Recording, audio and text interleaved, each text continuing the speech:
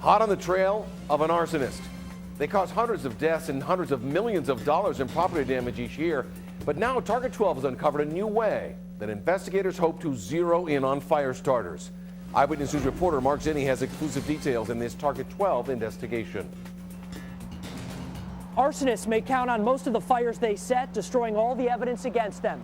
But investigators say not so fast. There's a brand new tool being used to track them down. A Newport storefront destroyed in this spectacular fire last summer.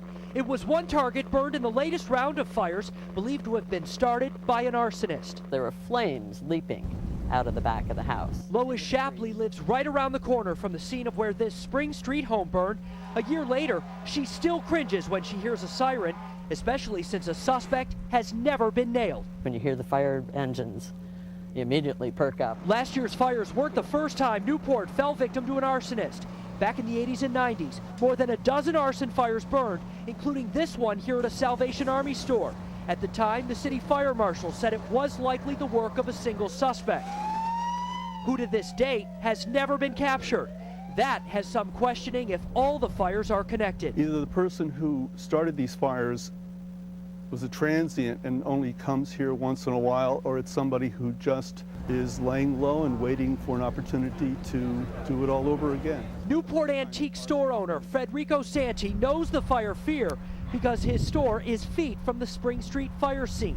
You're waiting and you're watching, the flames are growing and growing, and the building is 15 feet away from your house. Just running through your mind, is my house going to burn to the ground tonight? There could be hope for closing these local cases. Following the wildfire set by an arsonist last year in California, the Target 12 investigators have learned 2 legislators developed a plan for a national arson registry. It would require convicted arsonists to tell authorities where they live, work, or go to school. And it's something Rhode Island's fire marshal supports. It's relative to what we have also in Amber Alert as far as missing children or as far as the sexual predators. And I think it's going to help us out an awful lot. The Target 12 investigators have learned the state has looked into more than 1,700 fires since 2004, and 275 have been ruled arson.